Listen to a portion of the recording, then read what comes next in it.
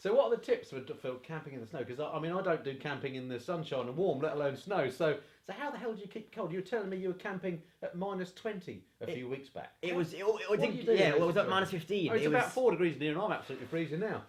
So It's I'll get my coat in a minute. So I've got also the worst thing is I've got a sleeping bag from Decathlon, which is like $10. Yeah. And it says goes down to 0, but it doesn't. It's pretty +10 is as cold as it gets. It's awful. Yeah. And so I just wear all my clothes that I've got. I wear everything. I wear my balaclava. Right. And then I just huddle into a ball and then just go to sleep. And you do? Is it because you're so tired that you do actually sleep, or you just got used to it? I've just gotten used to it. At the beginning, I really struggled trying to get to sleep. Yeah, it was, and I couldn't even get my stove. I couldn't cook food in the evening, right? Because I couldn't get the stove on because my hands were so frozen, right? And it was just at one point when I think I was Albania. The bike broke. Not bike, but the seal. Yeah. I've got this aftermarket tank on. Right. An IMS one. Yeah. And the new CRF 250, my one's a 2017 model. And the Acerbis and IMS do aftermarket tanks for these bikes, but I've considered it many times. But only for 2012 to 2016. Right. For 2017, they changed the fuel pump. So IMS actually were amazing and got in touch with me before I left on this trip, and they built me the prototype. Wow. For this trip. Wow. And then after a few months, they messaged me saying, "We've just realised there's a fault, and the seal will go." And I replied saying, "Well, actually, funny you should say that because a week ago it did go." Yeah, I remember seeing it. But I managed to get some silicone, and I pulled over at a random little farm shop in the middle of nowhere in Albania. And they happened to have a spare seal in this packaging for no idea what it was for a car or something, and it happened to fit the custom tank. What are the chances? Perfectly. What are the chances? Like everything always works out on this trip. Yeah, everything always does. Great. And so that pushed me back. My plan was to try and get into Greece to stay with a friend in Greece, or not friend, but someone I met on Instagram. Yeah. Was to get to Greece for that evening, but I didn't make it because of that problem. So I ended up camping again. Right. And I literally just was. It was getting dark, and I saw this little this track which went down. Right, so we had a technical issue there. This has happened before. With an SLR, it turns out that you only get 20 minutes filming before it goes off. So I didn't realise that, so sorry about that. So we're just talking, we've just changed the seal on the tank.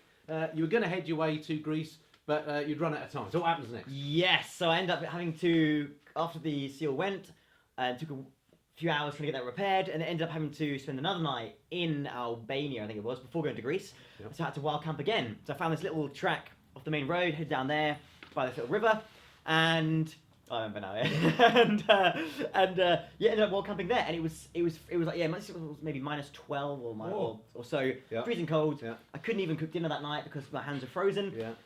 And then in the morning that was it. That was the night. I forgot about this. That night I got woken up by howling sounds around my tent. And never a good thing. And there were some wolves who were circling my tent. Yeah. Because I had stupidly tried to cook food but couldn't because my hands are frozen, so I'd left the food out. Oh no! Stupid idea. Always, if you're wild camping, always put the food away or up a tree somewhere where no one can get it. And so they were circling my tent, and there's a video of me on the internet of me just in my balaclava, like shaking inside the tent, trying to keep quiet. Yeah, it was awful, but they obviously eventually left. And then in the morning, I got woken up by these police. The local police had somehow found me. Right. I guess I thought I was hidden, but clearly I wasn't. Yeah. And in the morning, the sun came up, I was pretty visible from the main road. They found me and invited me to have coffee with them, which was just amazing. Fantastic. So it wasn't that you were illegally camped. No, you had no problem there. I thought they were going to have because I don't know how.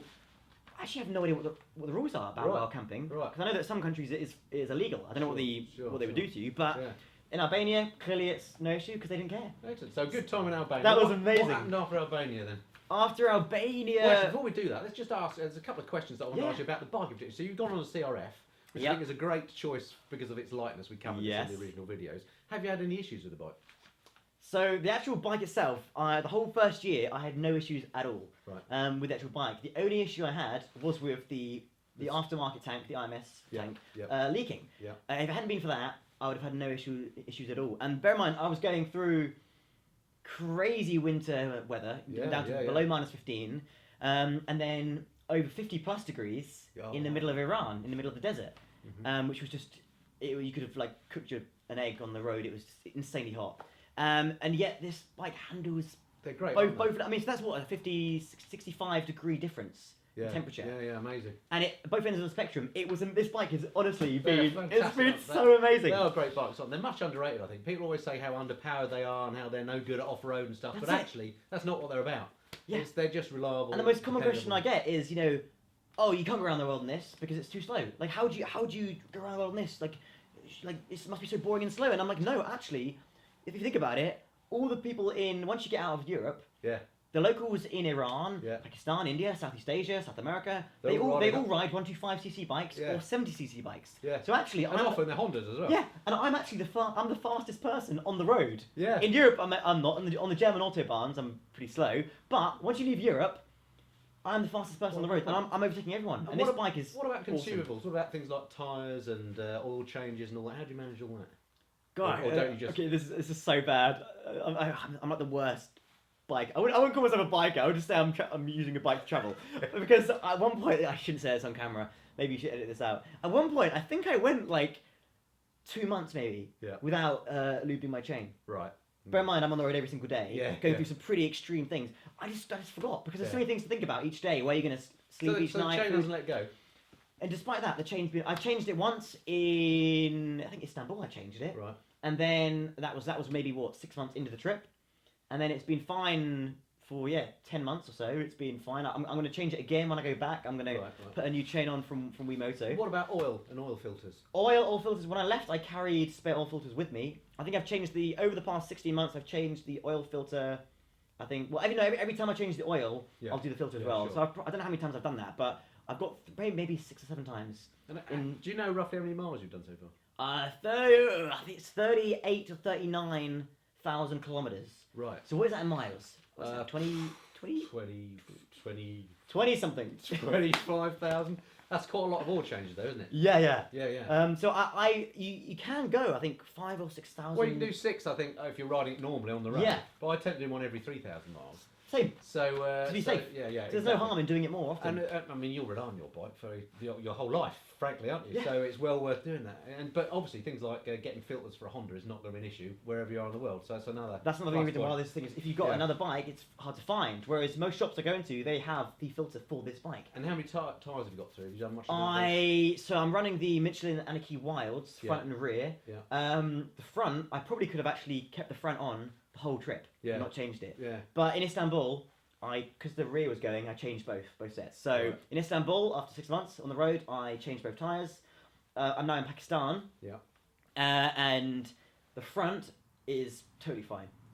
Yeah, even after so it's been 10 months in Istanbul. Yeah. The front is totally fine. The rear is finished. It's finished. So when I go back, I'm going to try and find another Michelin Anarchy Wild to bring back with me. Yeah. But the front has been amazing. Yeah. Great. But obviously I've got all that weight on the back anyway. Real. Which obviously ruins the tyre. All right, so back to the trip then. I've got a few other questions that I definitely want to cover before we finish. But so where are we now? We're now in. We've done where are we? Albania. Albania. So what happened after Albania? Yeah, so obviously by this point it's crazy. It's middle of winter right now, and it's freezing cold, snow everywhere, ice everywhere.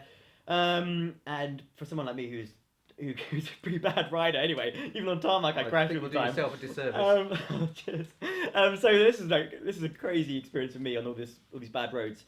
And then heading through the mountains of Albania, Serbia, down to, I forget, my geography was good, it's now gone bad again. Then into Montenegro, I think it is. Right. Montenegro, maybe then to Macedonia. Yeah. I think, and then down then to Greece. Is it Greece then? I have no idea. One of those countries. Yeah. Then from Greece, that was really cool. Greece across to Bulgaria. Right. And then Bulgaria that's when I went to Istanbul, to Turkey. And then by the time you're in Turkey, is it now summer? In Istanbul, it's still winter. Okay. It's still snowy. But I'm surprised there's snow in Istanbul. That's something I've learned. Well, it wasn't actually in the city. It was like on the outskirts. Right. But so when you get in the city, it's such a big city. It's all built up that it's all the pollution. There's no place to land. Yeah. But once you leave Istanbul, was a crazy place. That was amazing. That was really awesome. And then I left Istanbul and headed south. I hugged the coastline. Okay. So now technically you're in Asia because Istanbul. Yeah. Once you cross the Bosphorus, you are technically you are in Asia. So I'm now in Asia. Finally made it. Yeah. It only took me a few months longer than I had initially planned. And then I followed the coastline of Turkey all the way around.